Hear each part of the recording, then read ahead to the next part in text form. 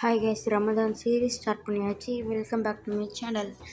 Okay, இன்னையோட Ramadan series முடிய போகுது. இதோட எண்டு. ஓகே, வாங்க ரமதான் சீரீஸ் பார்க்கலாம்.